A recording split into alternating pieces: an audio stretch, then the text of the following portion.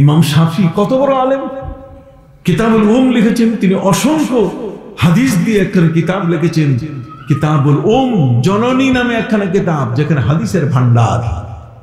সেই ইমাম শাফি রহমতুল্লাহ আলাইহি কি কম জানেন? ইমাম শাফি রহমতুল্লাহ আলাইহি তিনি বলেন, ইন্নী আতাবাররাকু বিকবরি আবি হানিফা। ইমাম শাফি থাকতেন কোথায়? হিজাজে। কোথায়? হিজাজ। হিজাজে তিনি থাকতেন। এই হিজাজের নবী করিম সাল্লাল্লাহু আলাইহি ওয়াসাল্লাম হিজাজ সম্পর্কে হাদিস বলেছেন, যে কারণে ওই সৌদিয়ানরা হিজাজ নামটাকে পাল্টাই দিয়ে রিয়াদ নাম দিছে। কথা বুঝতে পারছেন? যে নবীজি বলছেন যে হিজাজের থেকে দুই শিংওয়ালা মানুষ বের হবে, ফিতনা সৃষ্টি হবে। এই জন্য বলছে তাহলে এই এলাকার যদি এই হিজাজ থাকে তাহলে আমরা তো ফিতনার মধ্যে আছি, ফিতনা আমাদের থেকে তৈরি হবে। এর থেকে বাঁচার জন্য তারা হিজাজটাকে পরিবর্তন করে কি নাম দিয়েছে?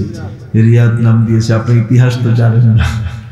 সম্মানিত সুধী বন্ধুরা আমার, যে কথাটি আপনাদের কাছে বলতেছিলাম, হযরত ইমাম শাফি রহমতুল্লাহ আলাইহি বলেন, ইমাম আবু হানিফা রহমতুল্লাহ আলাইহি আর ইমাম শাফি, ইমাম আবু হানিফা জন্ম নিয়েছেন 80 হিজরি সনে। কত? 80 হিজরি সনে। সবাই একটু কথা বলেন শেষ পর্যন্ত। কত? 80 হিজরি সনে। 80 হিজরি সনে ইমাম আবু হানিফা জন্ম নিয়েছেন। তিনি ইন্তেকাল করেছেন 150 হিজরি। আর ইমাম শাফি জন্ম নিয়েছেন 150-এ। যেদিন ইমাম আবু হানিফার ইন্তেকাল সেই দিন ইমাম শাফির জন্ম। সুবহানাল্লাহ।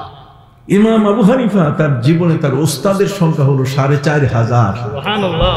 আর ইমাম শাফি তার ওস্তাদের সংখ্যা হলো 80 জন। কতজন? 80 জন। ইমাম শাফি তিনি বিশাল বড় আলেম। ইমাম আবু হানিফা রহমতুল্লাহ আলাইহির নাম শুনে তিনি সিদ্ধান্ত নিলেন যে আমি তার কবর জিয়ারত করব। এখন তো ইলামু জাবিরা বলছে কিসের কবর জিয়ারত? নবীজির রওজার উদ্দেশ্যে যাওয়া যাবে না, নবীর মসজিদে নামাজ পড়ার উদ্দেশ্যে যেতে হবে। কিরে বেটা, মসজিদ তো নবী তৈরি করলেন। কথা বল না।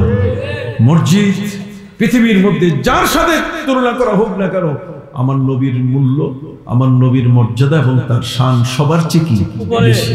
ইভেন নবী করিম সাল্লাল্লাহু আলাইহি ওয়াসাল্লাম কাবা ঘরকে লক্ষ্য করে বলেছেন, ইয়া কাবা ওয়াল্লাহি আনতি খায়রু আরদিল্লাহি ফি ওয়াল্লাহি ইন্না হুরমাতাল মুমিন আফজাল মিন। নবী করিম সাল্লাল্লাহু আলাইহি ওয়াসাল্লাম বলেন, রে কাবা তুমি শুনে নাও, একজন ঈমানদারের চেয়ে তোমার মর্যাদা বেশি না। এই জন্য কাবা ঘরের ছাদে মানুষ উঠতে পারে। কতক্ষণ না, মানুষের মর্যাদা কাবার চেয়েও কি বেশি। আপনি কি সুবহানাল্লাহ বলবেন না?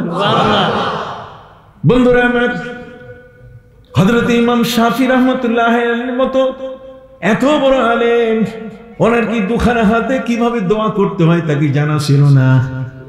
জোরে বলেন, কোরআনের দোয়াগুলো কি তার জানা ছিল না?